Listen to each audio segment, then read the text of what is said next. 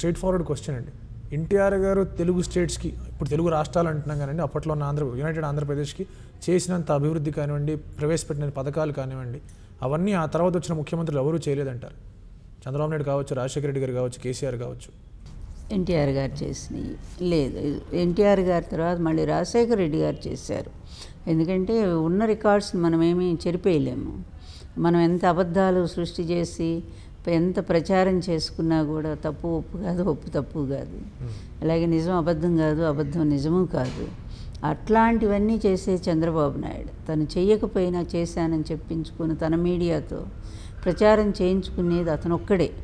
ఈ దేశ చరిత్రలో పబ్లిసిటీకి అతను పెట్టినంత ఖర్చు ఈ ప్రధానమంత్రి కూడా పెట్టలేదు. అంత లెక్కలు తీయండి తెలుస్తుంది. అంత విపరీతమైన పబ్లిసిటీ. ఎందుకంటే పని తక్కువను పబ్లిసిటీ ఎక్కువ అతనికి. గత 9 ఏళ్ళు అతను ముఖ్యమంత్రిగా ఉన్నప్పుడు కూడా ఒక్కసారి చూడండి, 3,000 అప్పున్న రాష్ట్రం 33,000కు పెంచిపోయాడు తప్ప, రుణాంధ్రప్రదేశ్ చేశాడు తప్ప అతను సాధించింది ఏమీ లేదు. ఐటీ అని వాళ్ళ ప్రచారమే తప్ప ఐటీ కూడా వైఎస్ రాజశేఖర రెడ్డి టైంలో ఎంత డెవలప్ అయిందో లెక్కలు తీసి చూడండి, ఒక్కసారి చూడండి. అతను కట్టినటువంటి అది హైటెక్ సిటీ ఒక్కడు చూసి స్విట్జర్లాండ్ మంత్రి వచ్చి ఏం చెప్పాడు, ఇలాంటివన్నీ కూడా మా దేశంలో అయితే ఉరిదీస్తారని చెప్పి కామెంట్ చేసి వెళ్ళాడు. అలాగే బిల్ గేట్స్ని, బిల్ క్లింటన్ని తీసుకొచ్చి నేను ఏదో చేశానన్నాడు. ఒక్క పైసా వాళ్ళ వల్ల ఏమన్నా రాష్ట్రానికి మేలు జరిగిందా?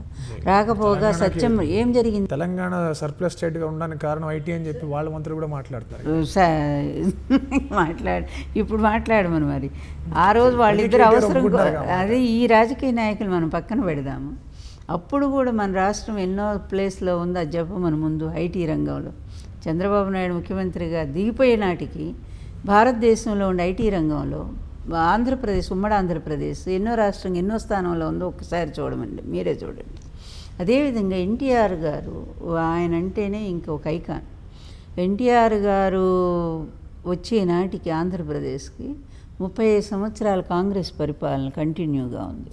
దేశం అంతా జనతా వచ్చినా కూడా ఇక్కడ కాంగ్రెస్ ఉంది. ఇందిరాగాంధీ అంటే అమ్మ దేవత వాళ్ళకి. అట్లాంటి పరిస్థితుల్లో అసలు రాజకీయ ఓనమాలు కూడా తెలియని ఒక వ్యక్తి తన సినిమా జీవితాన్ని వదిలేసి వీళ్ళకి జరుగుతున్న, ప్రజలకు జరుగుతున్న అన్యాయాన్ని చూసి ఒక్కసారిగా రాజకీయాల్లోకి వచ్చారు. ఏమీ తెలియదు ఆయనకి. ఆయనకి తెలిసిందల్లా ఒక్కటే, ఈ ప్రజలకి బాగు చేసుకోవాలి, నన్ను ఇంత నటుడిగా నిలబెట్టిన ఈ తెలుగు వాళ్ళకి ఏదో ఒక న్యాయం చేయాలి. అదేవిధంగా మన గౌరవం పోయి ఢిల్లీ వాళ్ళ చుట్టూ తిరుగుతూ ఉంది, ఈ ఆత్మగౌరవాన్ని నిలబెట్టుకోవాలి అనే ఒక తపనతో ఆయన రాజకీయాల్లోకి వచ్చారు. చివరి వరకు కూడా అదే తపనతో ప్రజలకు సేవ చేసిన వ్యక్తి, మహానుభావుడు.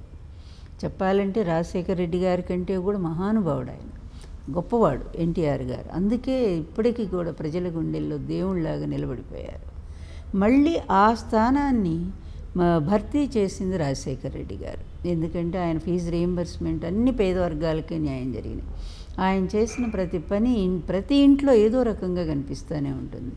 నీకు ఫీజు రీయింబర్స్మెంటు, ఆరోగ్యశ్రీ పథకాలు, మళ్ళీ ₹2 కిలో బియ్యం పథకము, ఆ తర్వాత వీళ్ళు ఎంత ధనయజ్ఞం అని ఎంత దుర్మార్గ ప్రచారం చేసినా ఈరోజు అనేక ప్రాజెక్టులు అమల్లోకి వచ్చినాయి. తెలంగాణ కానీ, ఉత్తరాంధ్ర కానీ, లేకపోతే రాయలసీమ కానీ అన్నీ 80%, 90% కంప్లీట్ చేసుకుని ఉన్నదంతా కూడా వైఎస్ రాజశేఖర రెడ్డి పుణ్యమే. చూడండి, ఒక్కసారి రికార్డు బయట తీయమనండి. ఏమీ చేయకుండా చెంబుడు నీళ్లు పోసి నేను ప్రాజెక్టులు కట్టానంటే అది అబద్ధంగానే మిగిలిపోతుంది. నిజం చెప్పాలంటే ఇంత వ్యర్థపు ముఖ్యమంత్రి ఈ దేశ చరిత్రలో నేను చూడలే. అతను ఒక CEO, దానికి పనికి వస్తాడు. అతను ఒక రియల్ ఎస్టేట్ బిజినెస్ పర్సన్, అందుకు పనికి వస్తాడు. ముఖ్యంగా కొనియాడతారు. ఎక్కడ ఎవరు కొనియాడతారంటే అతను అదే అవునవును, నిన్న చాలా రెస్పెక్ట్ ఇచ్చారు. మీకు ఏ ఒక్కళ్ళన్నా ఏ రాష్ట్ర ముఖ్యమంత్రి అన్న వచ్చి ఈయన గెలిచారా, ఈయన పోయి అందరినీ గెలిచి వచ్చారో తెలుస్తూనే ఉంది. అది పైగా యూపీఏలో ఉన్నవాళ్ళు అంటే ఎగనిస్ట్ ఎన్డీఏనే కదా, వాళ్ళంతా బీజేపీయేతర పార్టీల వాళ్ళే కదా. వాళ్ళని కలిసి మళ్ళీ ఏదో చేస్తున్నానని చెప్పి ఒక బిల్డప్ ఇచ్చుకోవడం. కానీ అతని గ్రాఫ్ దిగజారిపోయింది. ఆ రోజు కూడా అవన్నీ ఈరోజు నేను చదువుతూ ఉన్నాను. దేవగౌడ ప్రధాని నేనే చేశాను, గుజరాల్ నేనే చేశాను, కానీ కాదు. ఆ రోజు సూర్జిత్ సింగ్ బర్నాలా గారు మొత్తము కూడా అది తన కింగ్ మేకర్గా ఆయన చేసినటువంటిదే. ఆ రోజు అందరినీ కలిపి చేద్దాం అనుకున్నారు. వీపీ సింగ్ ఆరోగ్యం బాగాలేదు, నేను రానని చెప్పారు. అలాగే సూర్జీత్ సింగ్ బర్నాల్ అనేమో కమ్యూనిస్ట్ పార్టీ వద్దన్నారు ఆ రోజు. ఆ పరిస్థితుల్లో దేవగౌడ దిక్కయ్యి చేశారు. అది అందరూ కలిసి చేసినటువంటిది, అర్థమైందా? కానీ నేను చేశానని నేను గొప్పలు చెప్పుకుంటా. సరేలే, ఇక వాటి జోలు మనం వెళ్ళక్కర్లు, ఎప్పుడో జరిగిపోయినటువంటిది. కానీ ఇతను 9 సంవత్సరాలు ముఖ్యమంత్రిగా ఉన్నప్పుడు పవర్ ప్రాబ్లం, విపరీతమైన పవర్ ప్రాబ్లం. ప్రాజెక్టుకి ఎక్కడ పునాది రాయి తప్ప, అది సమాధి రాళ్ళు చేశాడు తప్ప అసలు ఏ ఒక్క ప్రాజెక్ట్ ఒక్కడు కూడా ముందుకెళ్ళినటువంటి పరిస్థితి. వ్యవసాయ రంగం నిర్వీర్యమైపోయినటువంటి పరిస్థితి. ప్రభుత్వ రంగ సంస్థలు దాదాపు 33 సంస్థలు మూతపడిపోయిన, క్లోజ్ చేసేసారు అతని టైంలోనే. అందువల్ల ఒక్క హైటెక్ సిటీ కట్టానంటాడు. హైటెక్ సిటీ చుట్టూ కూడా కొన్ని వందల ఎకరాలు ఎలా ఆక్రమించి తన వాళ్ళకి ఇచ్చాడో, జైవేరి, మురళీమోహన్ దగ్గర నుంచి తన బినామీలందరూ కూడా ముందే ఇచ్చేసుకొని ఆ తర్వాత కోట్లాది రూపాయలు వాళ్ళు లాభపడ్డారు, 100 కోట్ల రూపాయలు ఒక్క బిల్డింగ్ కట్టినందుకు. సరే, ఆటోమేటిక్గా దేశవ్యాప్తంగా కూడా ఐటీ బాగా విస్తృతంగా పెరుగుతున్న టైం అది. రాజీవ్ గాంధీ గారు దానికంటే ముందు అక్కడే అదే ప్లేస్లో శంకుస్థాపన చేసి నేదురుమల్లి జనార్దన్ రెడ్డి గారి టైంలో ఒక చిన్న షెడ్ వేశారు ఐటీ కోసము.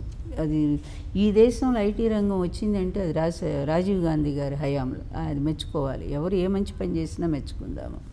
అందువల్ల చంద్రబాబు నాయుడు ఏమి లేదు, తన హెరిటేజ్ ఫుడ్స్ని మాత్రం అప్పుల్లో ఉన్నదాన్ని అనేక మందిని ముంచి అనేక సంస్థలను మూతపడేసి, ప్రభుత్వ డైరీ సంస్థలన్నింటినీ కూడా దాన్ని ఒక్కదాన్ని మాత్రం వేల కోట్లు కాదు లక్షల కోట్లకి 3 నెలలు తిరిగేసరికి 30 కోట్లు ఉన్నవాడు 350 కోట్లు అవుతుంది అందులో డైరెక్టర్గా ఉండే లోకేష్ బాబుకి. అదేవిధంగా 80 కోట్లు ఉన్న భువనేశ్వరీదేవి 1250 కోట్లు అధిక ధనవంతురాలైపోతుంది సంవత్సరం తిరిగేసరికి. అది డెవలప్మెంట్. అతని కుటుంబం బాగుపడింది, అతను బాగుపడ్డాడు తప్ప ఈ రాష్ట్ర ప్రజలు ఎవరు ఏ విధంగా బాగుపడ్డారు? వ్యవసాయంలో రైతులు బాగుపడ్డారా? హార్స్ పవర్ 50 రూపాయలు ఎన్టీఆర్ ఇస్తే ఇతను 350 పెంచలేదా? 2 రూపాయలు ఎన్టీఆర్ గారు ఇస్తే 6.5 రూపాయలు ఈయన పెంచలేదా? మద్యపాన నిషేధం ఆయన అమలు చేస్తే మొత్తం ఎత్తేసి పూర్తిగా ఓపెన్గా గేట్లు తీసేసి ఇష్టం వచ్చినట్టుగా చీప్ లిక్కర్ కూడా తీసుకొచ్చి ఇళ్లల్లో కూడా బార్లు పెట్టే పరిస్థితిని తీసుకొచ్చి కుటుంబ వ్యవస్థ నాశనం చేయలేదా?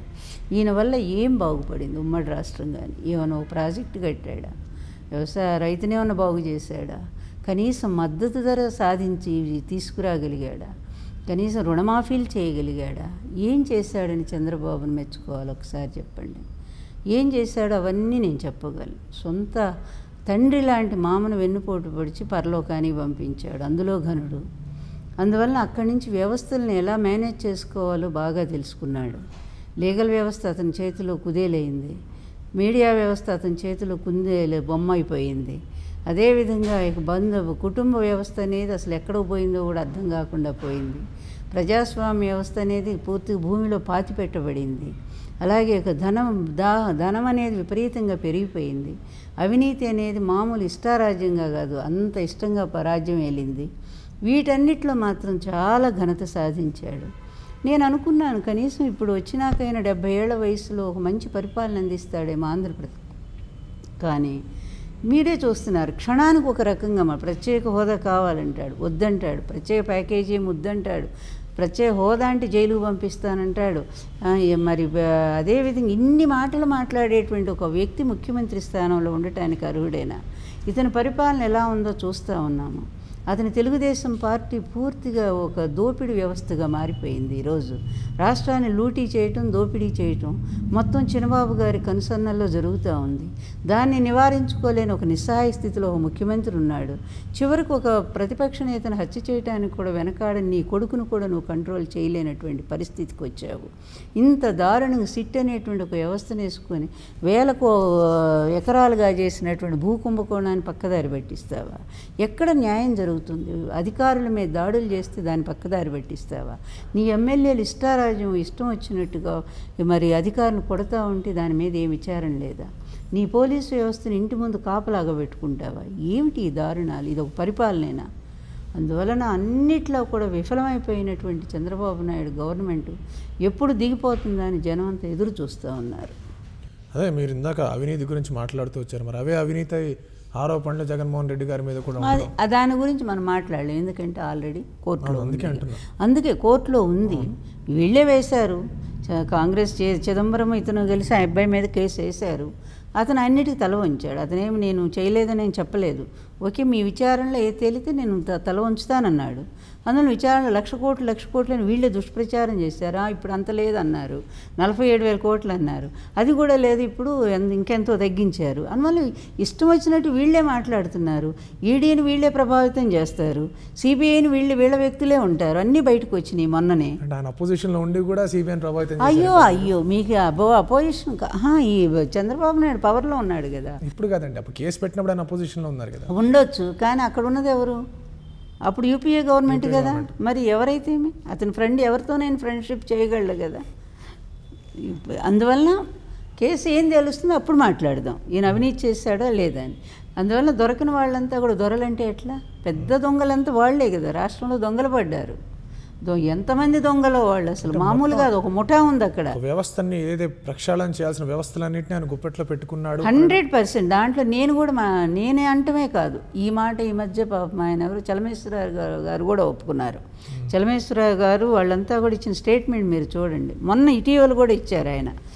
కొంతమంది రాజకీయ నాయకులు ఆఖరికి మా న్యాయ వ్యవస్థను కూడా మేనేజ్ చేస్తున్నారని వాళ్ళు చెప్పిన మాటే నేను చెప్తున్నాను. పేరు చెప్పారు ఆయన, పేరు చెప్పారు ఆయన, చెప్పారు, పేరు చెప్పలేదు, పేరు చెప్పలేదు కదా. అక్కర్లేదు, దాన్ని ఉద్దేశించి కూడా అక్కర్లా. ఎందుకంటే నేను చెప్పేది కాదు. ఎన్టీఆర్ గారు కేసు వేసినప్పుడు తనకు జరిగిన అన్యాయం మీద ఆ రోజు మీకు కర్ణాటక బార్ కౌన్సిల్ ఎంత అద్భుతమైనది ఇచ్చారంటే, ఎన్టీఆర్కి న్యాయం జరుగుతుంది తప్పకుండా. అందువల్ల ఆయన చాలా న్యాయం ఉంది. 5 మినిస్టర్లు పార్టీ నుంచి ఎక్స్పెల్ చేసిన తర్వాత మళ్ళీ వాళ్లే అదే పార్టీ పేరును ఉపయోగించుకోవడానికి అర్హత లేదు. అదే కేసు కదా ఎన్టీఆర్ గారు వేసింది. కానీ ఏమిచ్చాడు అప్పుడు? ఆ రోజు ప్రభాకర్ శంకర్ మిశ్రా దేశమంతా విమర్శించింది. సుప్రీంకోర్టుకి వెళ్లాల్సిన అతను ఆగిపోయిందా లేదా ఆ విమర్శ వల్ల? ఇది ఇప్పుడు అర్థమైంది కదా మీకు. అది నీకు చెప్పాల్సిన అవసరమే లేదు. అర్థమైంది. ఆ కేసు ఈ కేసు ముడిపెట్టి అర్థమైందంటే ఎట్లా కుదురుతుంది? ఏ కేసు? ఏ కేసు? ఎన్టీఆర్ గారి గురించి మాట్లాడారు, అప్పట్లో జరిగింది ఇది అని చెప్పేసి. అంటే వ్యవస్థను అప్పుడు ఎవరు మేనేజ్ చేశారు? ఇప్పుడు నేను చలమేశ్వరరావు గారి మాట గురించి మాట్లాడుతున్నాను. చలమేశ్వరరావు గారు ఆ వ్యవస్థలో ఉండే లొసుగుల గురించి ఆయన మాట్లాడారు. అందువల్ల అదన్నీ ఎవరికి వర్తిస్తాయి అంటే చంద్రబాబుకే వర్తిస్తాయి. ఆయన పేరు బయటికి చెప్పలేకపోవచ్చు. లేకపోతే 18 కేసులు స్టేలు ఎవరిస్తారు మీరు చెప్పండి? ఇంత పెద్ద సీనియర్ జర్నలిస్ట్, మీరు ఒక్క సమాధానం చెప్పండి నాకు. 18 కేసులు అతని మీద ఉంటే స్టేలు తెచ్చుకొని అలా నేను పెద్ద నీతిమంతుడిని అంటే ఒక్క కేసు అన్న విచారణకి వెళ్ళిందా? Like and subscribe Eagle Media Works.